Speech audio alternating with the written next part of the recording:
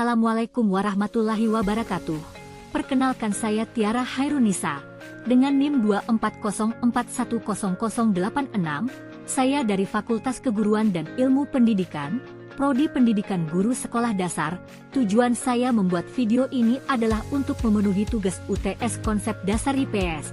Nah, di sini saya akan menjelaskan tentang antropologi linguistik. Apa sih antropologi linguistik itu?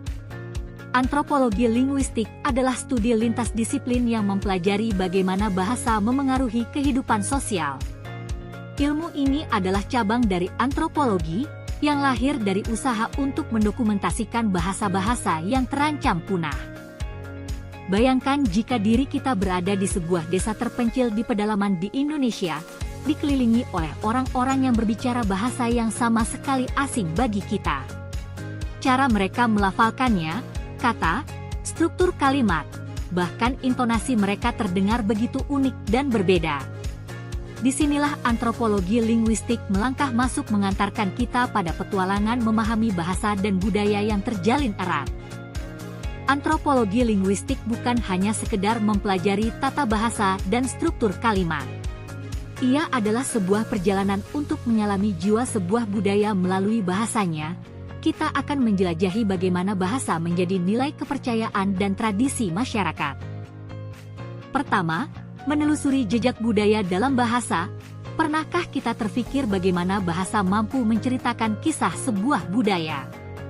Antropologi linguistik membawa rahasia di balik bahasa. Kita akan mempelajari bagaimana bahasa digunakan dalam ritual, adat istiadat, dan tradisi masyarakat. Bahasa menjadi alat untuk menyampaikan nilai-nilai luhur, mewariskan kearifan lokal, dan memperkuat identitas kelompok. Yang kedua, bahasa dan identitas, dua sisi mata uang yang tidak terpisahkan. Antropologi linguistik menguak bagaimana bahasa membentuk dan memperkuat identitas individu maupun kelompok.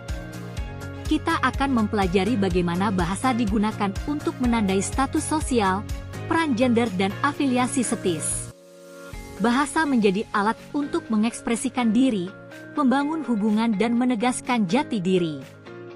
Komunikasi lintas budaya menjadi jembatan perbedaan. Di era globalisasi, memahami bahasa dan budaya menjadi kunci utama untuk membangun komunikasi yang efektif. Antropologi linguistik membantu kita memahami cara berpikir dan berperilaku masyarakat dari budaya yang berbeda. Kita akan belajar bagaimana menerjemahkan makna tersirat, menghindari kesalahpahaman dan membangun hubungan yang saling menghormati. Yang ketiga, melestarikan warisan budaya. Menjaga bahasa yang terancam punah. Globalisasi membawa dampak positif dan negatif. Salah satu dampak negatifnya adalah hilangnya bahasa-bahasa lokal yang terancam punah. Antropologi linguistik memainkan peran penting dalam mendokumentasikan, mempelajari dan melestarikan bahasa-bahasa ini. Kita akan belajar bagaimana bahasa-bahasa ini menjadi kunci utama untuk memahami sejarah, budaya dan identitas masyarakat. Selanjutnya terdapat keterkaitan antara antropologi linguistik dan hal lainnya, yaitu bahasa dan ritual. Di beberapa budaya, bahasa digunakan dalam ritual dan upacara adat untuk berkomunikasi dengan leluhur atau roh-roh.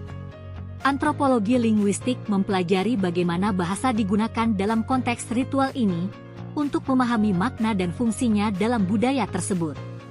Contohnya masyarakat Dayak di Kalimantan dalam ritual adat Dayak seperti ritual Gawai Dayak, bahasa digunakan dengan cara khusus untuk berkomunikasi dengan leluhur dan roh-roh. Bahasa ini dianggap memiliki kekuatan magis dan spiritual yang penting dalam ritual. Selanjutnya, bahasa dan gender. Di beberapa budaya terdapat perbedaan bahasa yang digunakan oleh pria dan wanita. Antropologi linguistik mempelajari bagaimana perbedaan bahasa ini mencerminkan peran gender dan ekspektasi SOS dalam budaya tersebut. Contohnya seperti yang sering kita dengar hai bun, bun, hai bro, hai brother, atau kegunaannya juga ada dalam etnis-etnis tertentu seperti Batak dan juga Minangkabau. Selanjutnya, bahasa dan politik. Bahasa sering digunakan dalam politik untuk mempersuasi, memobilisasi, dan mengendalikan massa. Antropologi linguistik mempelajari bagaimana bahasa digunakan dalam wacana politik untuk memahami strategi dan ideologi politik.